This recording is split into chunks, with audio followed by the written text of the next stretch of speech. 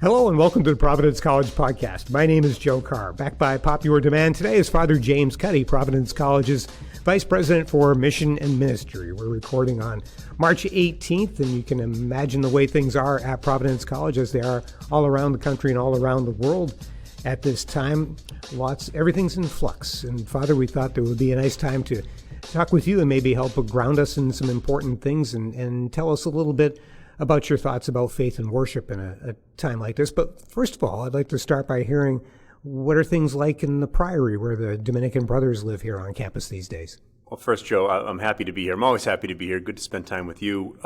I question whether or not this is backed by popular demand, or there were about 5 people on campus today, and I think your choices were kind of limited here. But either way, I'll take it. Let's not be. We're happy. Let's not kid ourselves. So.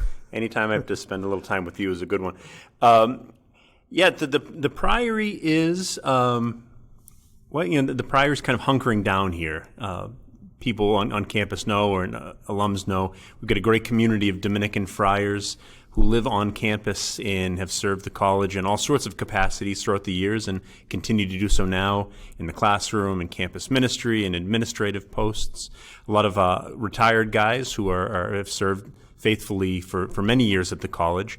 And so we've got a whole wide range of brothers who live there, from those who are young and vigorous, and those who are the seasoned veterans who are there in, we call them the role models.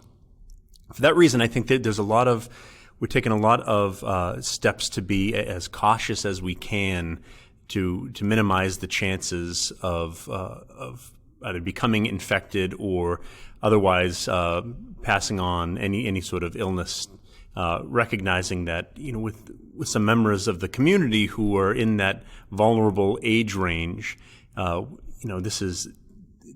no more important time for us to exercise real caution, because we live in very close quarters. Though everyone has their own rooms, we share common eating and dining facilities, and the rec room and the chapel. Where there's no occasion where for us to be really separated from each other. So that's how things are going there. Guys are in good spirits, and one way or another, we're becoming more close. It's funny in the days of social distancing, we're becoming closer and closer to one another by virtue of the fact that we've got to be so cautious about what we're doing and how we're doing it. Catholic communities, faith communities of any kind, anywhere, are really, to a great extent, almost all built around the idea of a congregation. Without a congregation, everything is different. How do you work through that, and how do you accomplish some of the things that you mean to accomplish on a day-to-day basis? Well, there's it's a strange thing in the world to not have students around in the middle of March, right? The summers are great. It's a time to we catch our breath. We plan for the year that was. We kind of debrief on the year that was. We plan for the year to come. But there's a certain normalcy about having the place empty during the summer. It's just strange to have things so quiet now. And so how do you cope? Well, you look around and say, all right, how do we do those things that we try to do on a daily basis in the current circumstances? And so how can we be present to students? And of course, we're doing the virtual learning with professors, using technology to get to their students and conduct their courses in whatever way they can.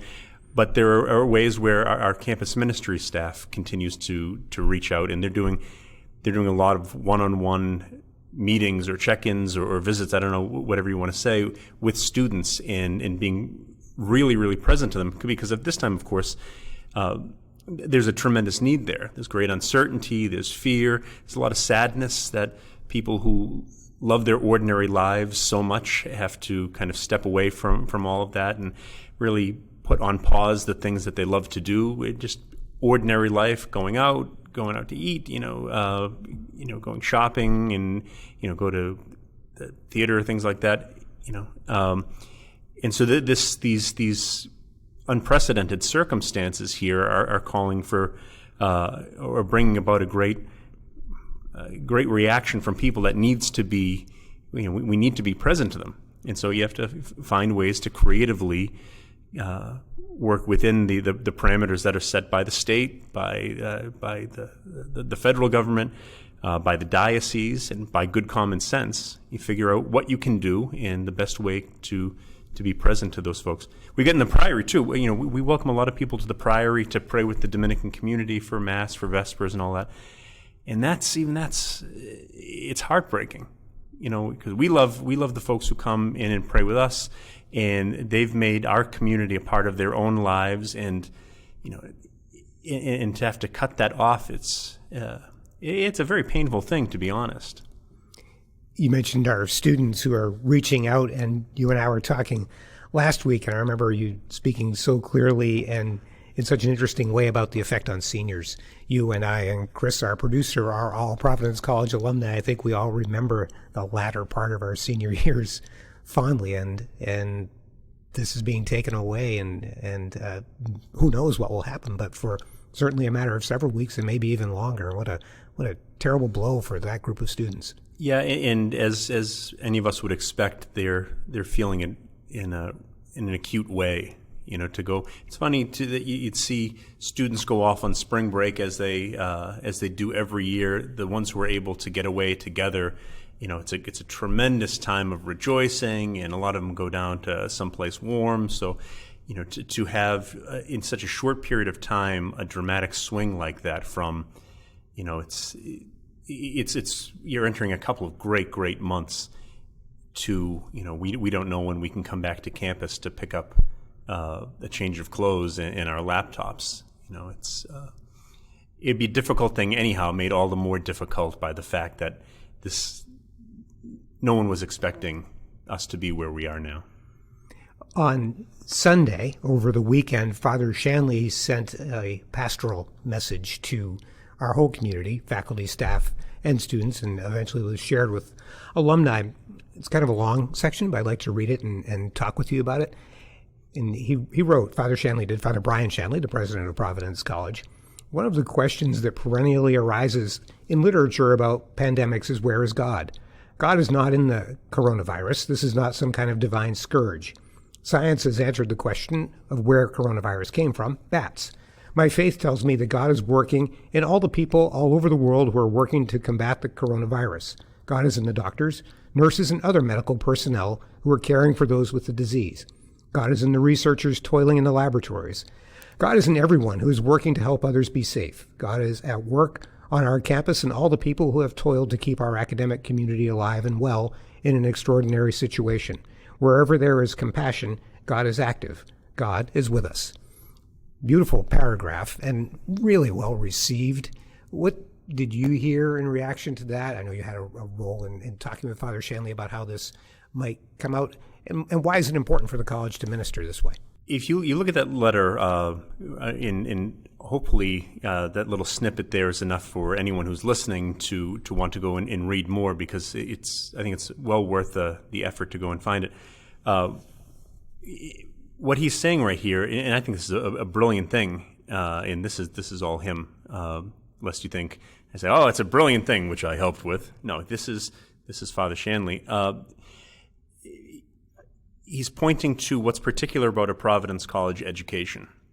And as a member of this community, here are the things that you would have studied, you would have learned, absorbed. These are the things that hopefully are part of you now that can help you in this time. The first thing he points to is science, and in trying to understand the work of the scientific community as it's working so diligently with so many heroic men and women trying to understand the nature of what's going on now and come up with ways that we might treat the disease and mitigate its effects and all of that. Then he points to the humanities and liberal arts. Look to the past and look at the things that have happened in centuries gone by in times of widespread global health crises. And what can we learn from those times? And then he points to faith. So the question of where is God, and being able to not to just look at this and say God has abandoned us, God is gone, God is dead, but to see how God is active, even in the worst of circumstances. You can find God in all of this, and he says where he can find God, and I think he invites those who are looking at his message to do the same. So you've got science, you've got the humanities, you've got faith, and this is Providence College, which I thought was a really perfect and brilliant take on all of that. Yeah, and so to the extended quotation that you read there, I think this is a good way to avoid the temptation to oversimplify things. Well, and as I said before, well, God is dead. God isn't around, or God. You can seek the Lord. Scripture, seek the Lord, and this is a great invitation for us to be able to look for God in all of those places that he mentioned, all of the people that he mentioned. This is a good habitual disposition for us to be in, always seeking the face of the Lord and seeking opportunities to bring his love to other people, and to see the traces of his artistry all over the place. This is important not just in times of crisis now, but it's an important way to live our lives in the ordinary day-to-day, whenever that we return to that. And I think it's hopefully one of the things that members of the Providence College community learn and take to themselves, either directly or just by breathing the air here for 4 years on campus. At the end of his message, Father encouraged us to sort of look forward, too, and think about how the college can emerge stronger and united after this is all over. How important is that from your perspective that we keep that in mind as we work our way through this? It's so difficult now, where I don't know how much time you spend reading news now, but you'll never be able to exhaust all of the news sources, all of the editorials, all of the know-nothings. There's more stuff to read than we could ever have time for, and so you can just throw ourselves in the present moment in such a way that we can lose a sense of perspective, and we can fail to see what might be coming 1 week, 1 month, 6 months down the line. And a little bit of that perspective is most welcome, so we don't wind up drowning in the same things over and over and over again. And can we emerge from this as a stronger community, not just here at the college, but stronger nationally, stronger internationally? Absolutely. You can see traces of that, too, already in place. We're forced to practice social distancing. It's funny, we're taping now in a room that we wouldn't be in otherwise, at a distance a little bit greater than we would otherwise. Joe is dressed in a full-body hazmat suit with double precautions, and that's... But in these days of social distancing and all of that, just think back to the priory, right? We've instituted some practices in-house in order to minimize the chances of exposing each other, passing on the virus should anyone be sick. And so we've limited the number of friars at each table, which is, it doesn't sound like much, but there are usually 6 of us sitting at a lunch or dinner table. And now we've limited it to 3. We're spread out across the table. It's changed the way that we have conversations. And everybody has taken note of that. And the conversations are much more intentional. You can go to a table of 6 and kind of disappear, and you have a few guys going back and forth, kind of dominating the conversation, and you as an individual brother can come and go from the meal in a relatively unknown way. You come, you eat, you go.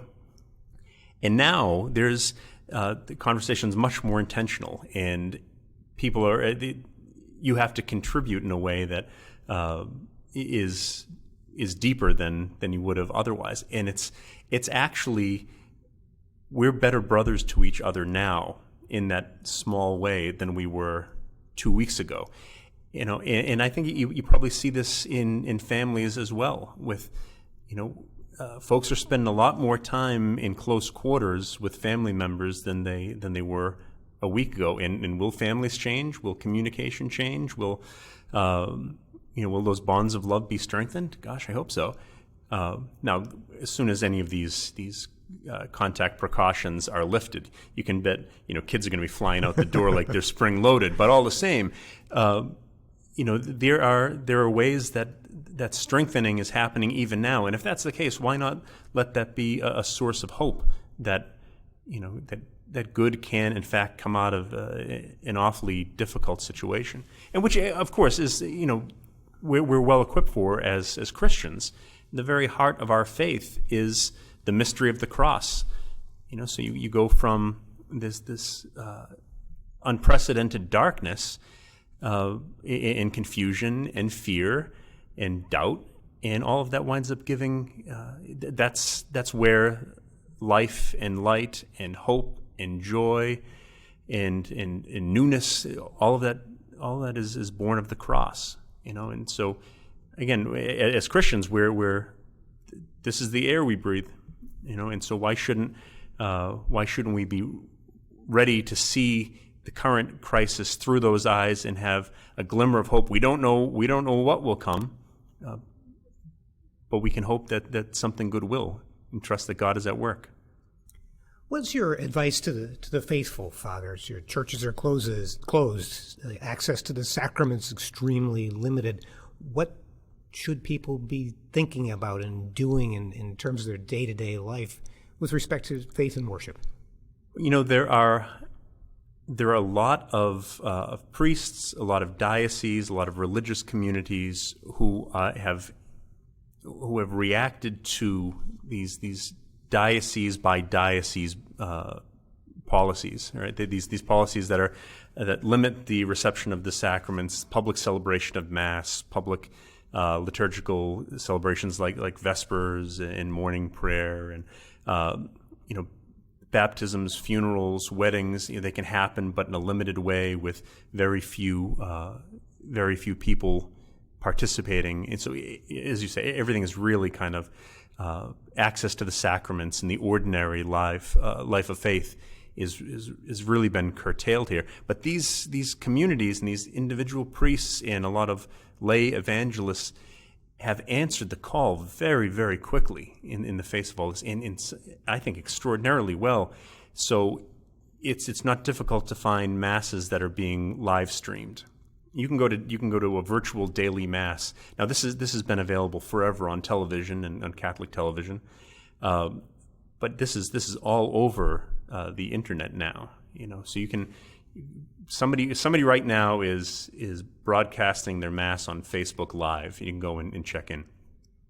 There are pastors who are praying the Rosary at a certain time each night for the sake of their parishioners. They'll invite their parishioners to take part, but anyone else as well. So there are all kinds of opportunities that individual parishes are providing. So there's the one thing is try to see what's going on with your own parish or within your own diocese and try to plug into that.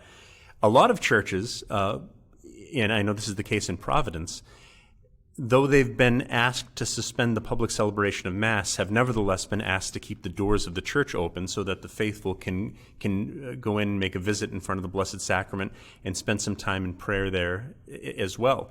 So it's a great opportunity that hopefully a lot of people will avail themselves of. And this is a great opportunity to get out of the house. You get to a place so you're not going to be overrun with people. It's not like you're going to, we're leaving the house. I haven't given my wife a hug in 6 days, but I'm going to go over to Whole Foods on the east side and fight over a pack of chicken. You can actually go and have that same sort of get out of the house, but spend some time with the Lord and not think you're going to be overrun with all sorts of people. It's a spiritually important practice and one that can be done that's consistent with all of the precautions that everyone is taking. Then there's also there are things that one can do in the home, and this is actually kind of there are creative opportunities here that are really neat. So if we can't come to church, how can we have church come to us beyond watching the Mass on TV or whatever you're doing online? I know a lot of families have. Not everyone has a whole room they can dedicate to this, but a corner of a room that's sort of a home oratory.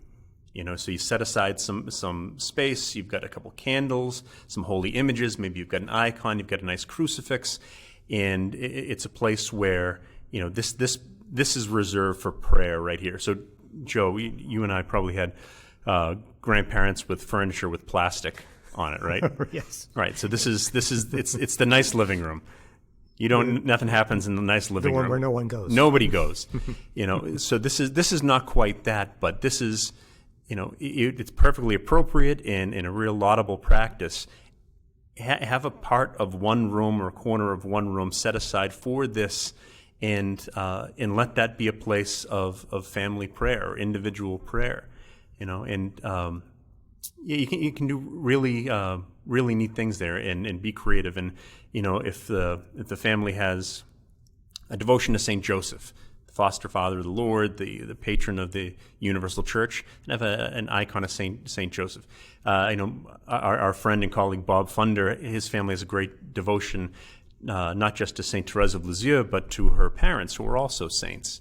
These great family saints. Have a couple books, have a couple of pictures, keep the rosary over there, and let that space kind of suit your own family's devotional practice, and make a little time at the beginning of the day, at the end of the day, whatever it is.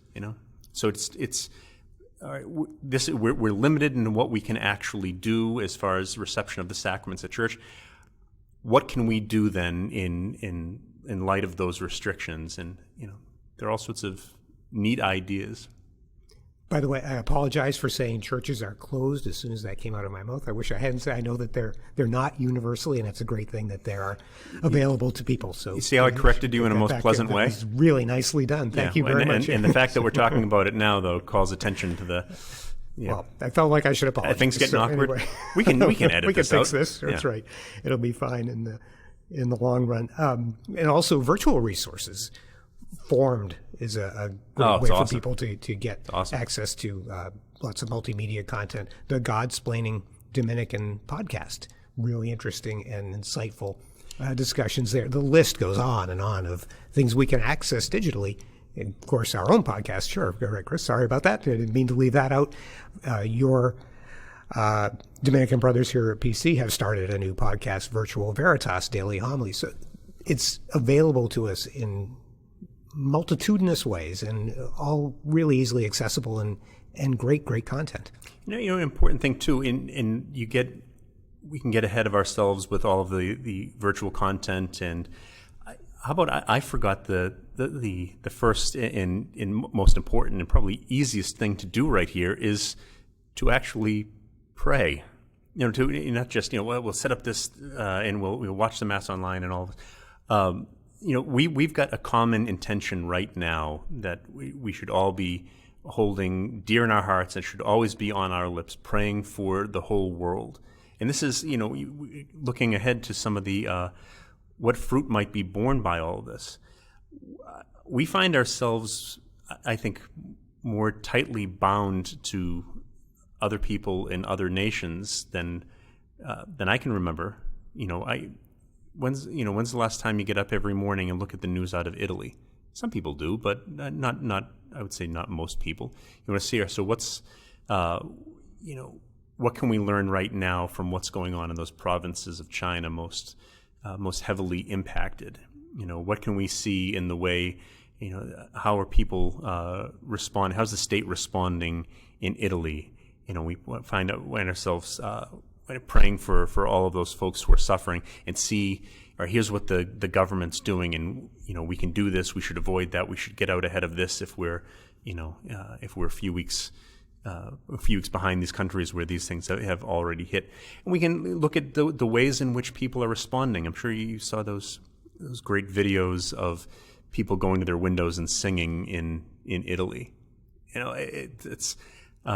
I was reminded of Providence College during the times of Chris Judge, with kids yelling out the window in Guzman. Not really singing. I mean, it's yelling at passersby, but it's roughly the same. No, there are all sorts of beautiful things, and we find ourselves linked to all of these people in a way that we weren't before. And this is an occasion to pray for all of these people, to pray for ourselves, to pray for scientists and doctors and nurses, and pray that everyone be not just you want to see everyone safe. You want to see this contagion limited as far as possible.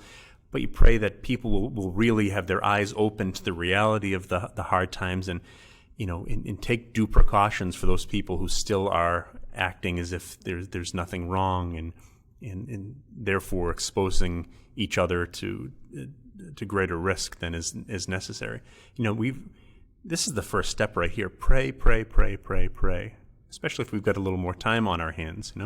What will you say to the students you encounter when they come back to Providence College? Besides, we missed you. What can you, as a minister to these students, talk to them about when we emerge from this in our community? What's so strange here, Joe, is that there's no precedent.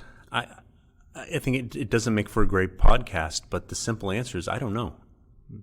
I don't know what I'll say. I don't know what, and I think it's a good thing. You don't want to, this is all new, and every day is okay, let's get as much information as we can from the best sources. Let's try to take it in and understand it well, and let's try to act in accordance with what we've learned and what we see around us in ways that we can anticipate what might be coming down the line. And so there's no way of really, anticipating, geez, what am I going to say? Because what I'm going to say is going to be in response to things that have not even happened yet and things that continue to develop. I know right now, no matter, best case scenario, you're still missing a significant chunk of the semester in a time where especially seniors are, as we mentioned before, this is a great time of year for seniors in college. And I guess one of the things that I'd want to say to them now, and these are things that, for members of the alumni community who might be listening here, a little bit of perspective where my Providence College friends are my best friends now, and we were, 22 years ago we graduated, and we're present to each other, whether in person or on the phone or virtually, whatever's, every day. And these things, these are special days, and nobody's going to pretend that they're not. But there are relationships here that will continue to last a lifetime. These are your best friends, and who will be here, when this whole thing lifts, and the year after that, and the year after that, and the year after that. So there's it might seem a crushing blow to lose precious time during an important year. There's a lifetime of awesome things, rejoicing over great things together, comforting each other in times of sorrow, all that stuff that's still going to be part of the Providence College family. I've experienced it. You've experienced it. Judgy's experienced it. It's something that I feel confident encouraging people that, who are going through this now. You're going to experience this too. That's a certainty. We could all count on it. It's a nice thing to have to comfort us during situations like this and all of those other kinds of circumstances you mentioned too. For those who are interested in learning more about the resources that the college is making available, visit providence.edu. At the very top, you will see a box that will lead you to the COVID-19 response web page, and near the top of that, a button that says Spiritual Resources, and that will provide a list of a bunch of things that the Division of Mission and Ministry and the campus ministry staff and others are doing to provide resources and information to members of our community, and that will just continue to grow as this situation unfolds. Father, as a vice president, you're also a member of the president's cabinet, the college's chief decision-making body. That's a group we need to think about too, because so much coming at Father Shanley and the other members of the president's cabinet. There's a lot going on there. It's incredibly important work, and it has to be very difficult right now. Yes. And complicated. There's a simple answer. Yes. Like I said, a lot of what we do every day is trying to receive the best information we can, to process it well, and to act accordingly. I think I've got a lot of confidence right here in Father Shanley in that his own temperamentally, I think he's not a knee-jerk reaction sort of guy, So he's going to continue to take in all the information he can and talk to the right people, and I feel confident with him leading the charge here, and feel good about the people that he's surrounded himself with here.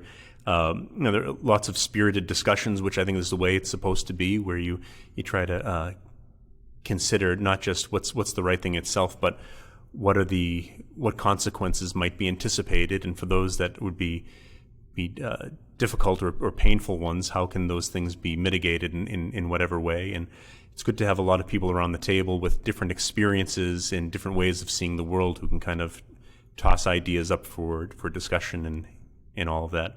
So we're meeting a lot.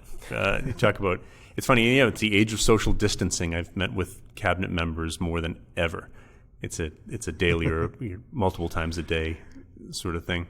Well, it's critically important work. And we should also acknowledge members of the staff and faculty who are working so hard, the academic affairs staff and the faculty who got together and all of a sudden created a way to deliver courses virtually. Unbelievable. It was amazing. Physical plant staff, student affairs staff, everybody is Security, really stepping up. I mean, and let's be clear too. When you're talking about those folks, it's you have to talk about the food service folks at Sodexo. You've got to talk about the maintenance folks in UG2, and let's be clear. In the great work that all these folks are doing winds up coming at a cost as well, because everyone has families. Everybody has personal concerns, and the extent to which we got a lot of people working to keep the college operational was the extent to which they're not able to be present to some of their loved ones in the way that they might otherwise be.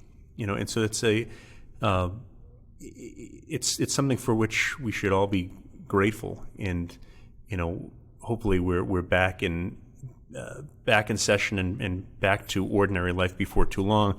And it's something that when we can all kind of take a deep breath, there should be a large gesture of gratitude. Whatever we can do for all these folks, we should do. Well, Father, as always, we appreciate your guidance and your leadership and your example and your time for joining us this afternoon to share these thoughts. It's really important stuff. We're just getting started, Joe. Are you signing off? I think so. What do you have to do? We're in lockdown. We've got to get some. Let's do part 2. Distance. Okay. Yeah. So we can, Joe wants to social distance himself from me, and that's the podcast, folks. Yeah, we really do appreciate it, and we'll be back in touch, I'm sure, to look for some more insights from you very shortly. Thanks, Joe. You're the best. Keep up the good work. Thanks, Judgy. And thank you all for joining us today. You can subscribe to the Providence College podcast at all the usual places, and they're available on the college's YouTube channel. Feedback is welcome at podcast@providence.edu. Thanks to our producer, Chris Judge, also known as Judgy. I'm Joe Carr. Thanks for joining us. Until next time.